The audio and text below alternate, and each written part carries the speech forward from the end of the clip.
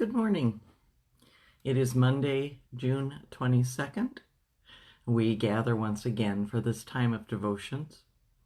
I am Heather E. Clausen, the pastor of Bethlehem Lutheran Church and the United Methodist Church, both in Herman, Minnesota.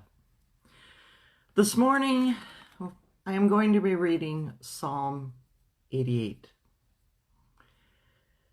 It is a psalm that is alone in the whole Psalter in its tone.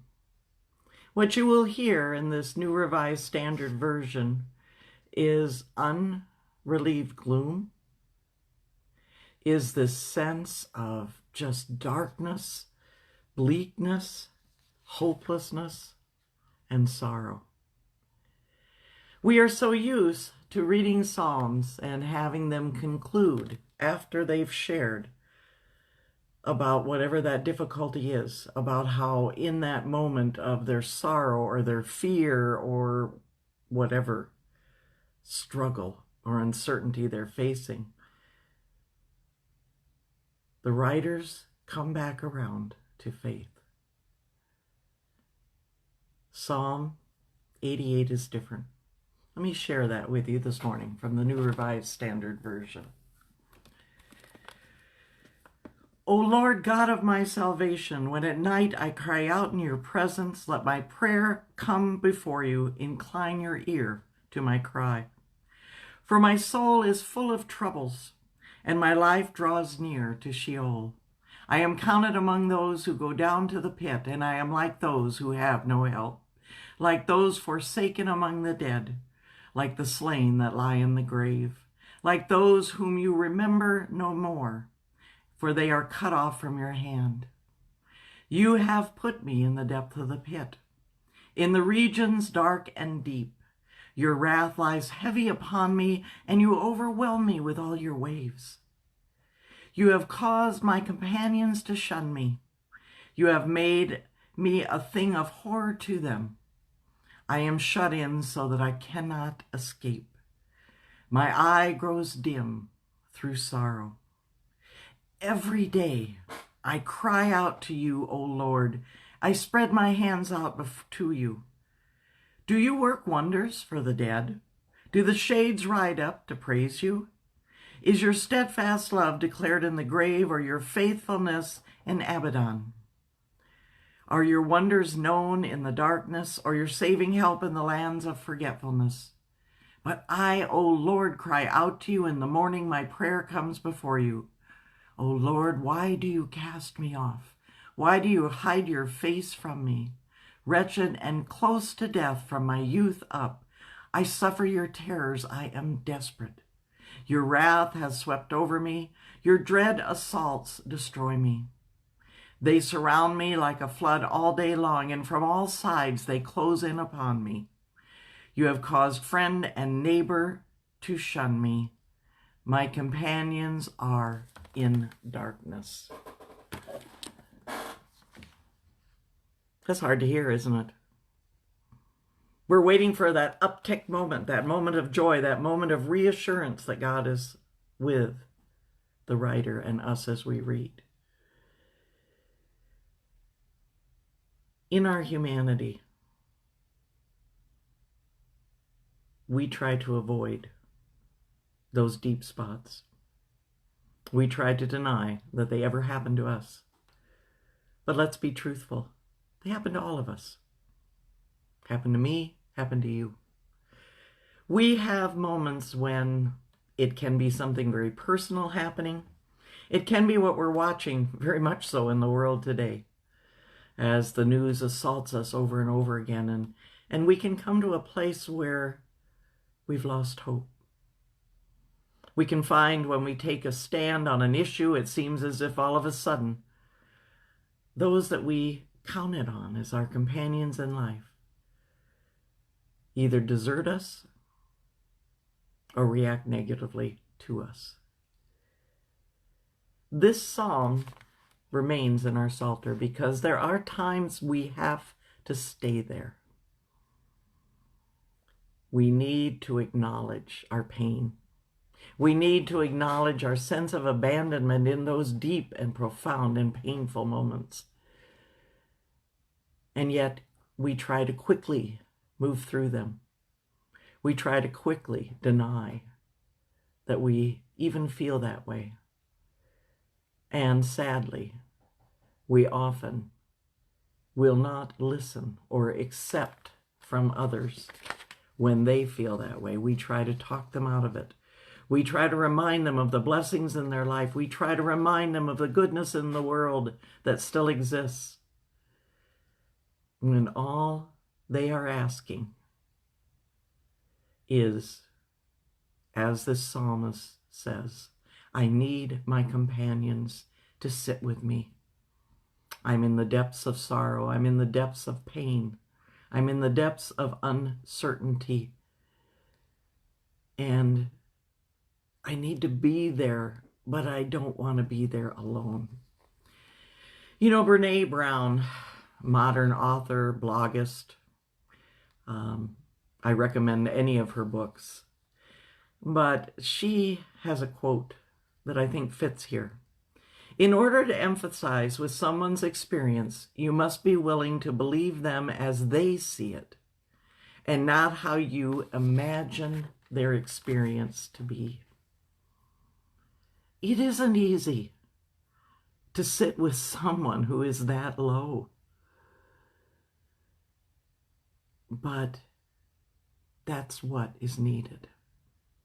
And it isn't easy when we're in that place and we want to move out of it as quickly as possible, and yet there is so much to learn in those times that sometimes we need to sit with the pain or the sorrow or the loneliness. But as the psalmist cries out, we don't want to sit alone.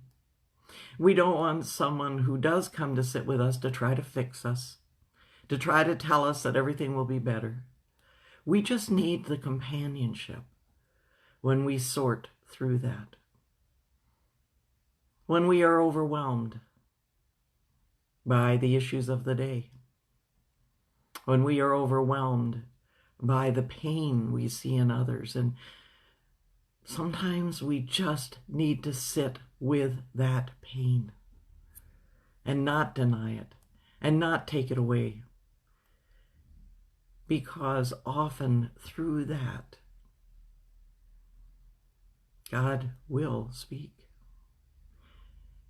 And what God will bring to us will be a way to walk through the valley to the other side, to find out what the deepest valley or the desert moments in our life can teach us, how they can soften us to the pain of others, how they can make us more compassionate and more willing to listen and to witness to someone else's pain. Psalm 88 is alone, not just in the tone, but the fact that it doesn't resolve it for us at the end. It invites us to truly hear what the psalmist is saying and to realize our spirit speaks to we've been there. We've been there. And yet we covered it over and never resolved it. It probably is a lot of the pain we're hearing in our world today. Too many things have been covered over. We haven't let ourselves acknowledge the pain of others. We haven't let ourselves realize that what they speak of may not be in our experience, but it is in theirs. And sometimes, even as we work for change, we have to acknowledge the pain, to enter into that with someone, not to try to take it away, not to try to instantly make it better, but to walk with them as they work through what that pain means in their life. That is part of our processing that we have to do. Not only to heal, but also to hear what that moment in our lives may teach us, how that moment in our lives may change us. But we do need companions in that. As Brene Brown says, we can't understand the experience of someone else because it isn't our life and it isn't our experience. But we can understand their pain. We can understand their sorrow. We can understand and receive their emotion, even if we don't understand the experience that caused it. We can be a witness to that. We can be a companion during that. And isn't that what we want when we're there ourselves? So this morning, I want to conclude our time together by reading this psalm rewritten as a prayer. It comes from a book by Nan Merrill called Psalms for Praying. And what she has done is to allow the Psalms to speak to us today in a fresh way as a prayer. Psalm 88 from the work of Nan Merrill.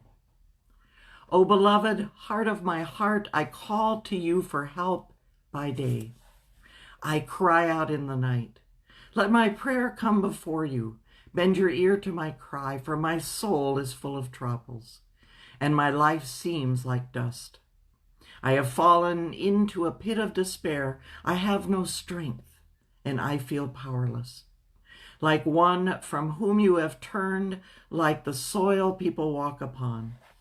You alone can comfort me in the abyss, in the darkness of fear.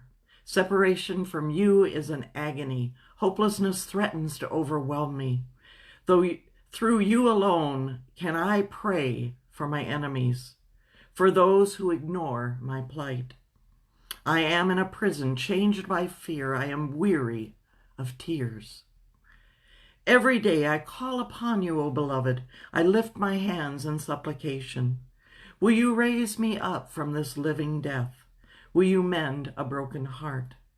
Let not your steadfast love pass me by. Have mercy on me, O Comforter. Reach your hand into the darkness of my ego fears. By your saving grace, forgive my unholy ways. O merciful beloved, I cry to you. Each day my prayer comes before you. Let not separation keep me from your heart. Be my strength as I face the darkness inside. Too long have I let fear control me, projecting onto others the demons dwelling within. Let your love encircle and envelop me.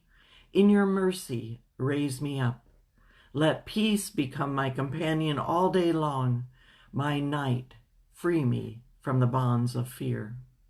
Let me be reconciled with family and friends, and may I know you, O loving companion presence, as in the days of old.